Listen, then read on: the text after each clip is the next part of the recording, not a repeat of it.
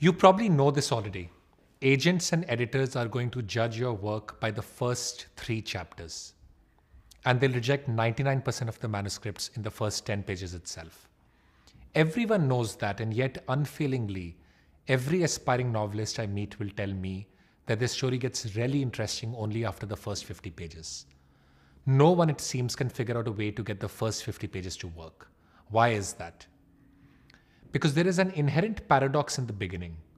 To understand the paradox, let's recall what we learned.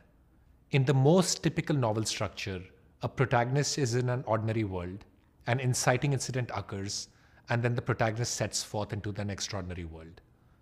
Which implies that the novel begins in the ordinary world. And that's why it's so hard to make it interesting. Because by its definition, the ordinary world is regular and mundane, and yet you're trying to make it crackle with energy and pace. You have another option, of course, which is to start right in the interesting, extraordinary world. But that also is a little problematic. The reader will have to learn what prompted the character to go from ordinary to extraordinary world by flashback. And flashbacks should be avoided as much as possible in fiction. In fact, just avoid them completely, because you lose the urgency of the character connect in flashbacks. The fictive dream breaks. Another option writing instructors suggest is to start in the middle of the action. But that advice can also be very harmful because you end up beginning with, say, your hero on a boat that is about to capsize. But the reader knows nothing about the character. There is no connection built with the character. So the reader doesn't care even if the boat sinks and your hero dies. So starting in the middle of just any action also doesn't work. We are back to the original question. How do you make the ordinary world interesting enough while also establishing the character so that the reader cares for him or her?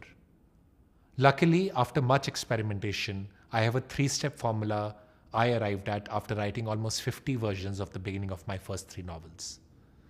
The formula, which I'm very sure will work for all problem beginnings, is as follows. 1. Always start with the shadow of the inciting incident that pushes the character from the ordinary world into the extraordinary world. But not the inciting incident itself, just the shadow of the incident. Next, give just enough backstory to explain the protagonist's reaction to the inciting incident. Third, show the inciting incident. Let's explain this with an example. The inciting incident in the Da Vinci Code that sets the protagonist on the journey is being accused of murdering the curator at Louvre. But the story doesn't start with that incident. It starts with Robert Langdon receiving a call to go to the museum. So there's still action. He's got to go to the museum urgently. But there's space in which you can build the character and his Harvard symbologist background. This helps you understand the character's reaction to the inciting incident when it actually occurs and changes his destiny.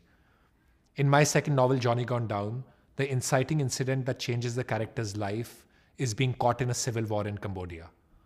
But if I'd started there, I would never have been able to establish the elements of the character's background that made him act very unexpectedly in the civil war.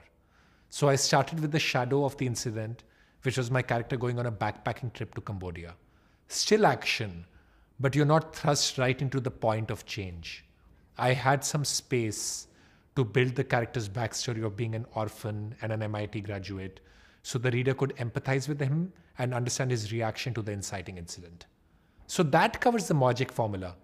Start with the shadow of the inciting incident, then give just enough protagonist background to explain his or her reaction to the inciting incident, and finally thrust your reader into the center of the inciting incident.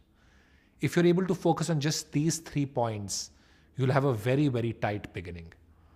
They don't necessarily have to be in an exact sequence, though this beginning sequence has worked for me in 3 novels now. The first chapter is the shadow of the inciting incident. The next chapter is where I give enough backstory about the protagonist, ideally through action, to make it come to life. And the third chapter has the inciting incident. And then the protagonist's journey begins. But you don't have to stick to this exact sequence. What you need to always remember, though, is that the character is always acting. Once again, this can also be a problem because by definition, an inciting incident happens to the character. But if the character is passive and the incident just happens, the reader doesn't really root for the character. So you have to make your protagonist act. So in the second chapter, Let him or her act to rediscover their own background. The example I used before was to let my protagonist take a midnight trip to a rough neighborhood full of danger to meet someone from their past, rather than just sit in a room thinking about their past.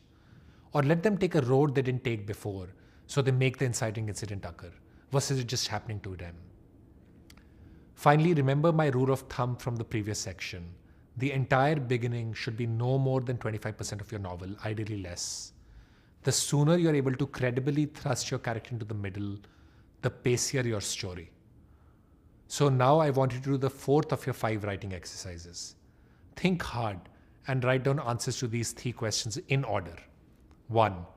What is the inciting incident that sets your hero off on a journey from the ordinary world to the extraordinary world? What is it about the hero's background that makes him or her react that way to the inciting incident? And finally, what shadow of the inciting incident should you start the story with on chapter 1? That's it. So it's almost going in the reverse order, 3, 2, 1. And then you'll have a very, very strong, crackling beginning.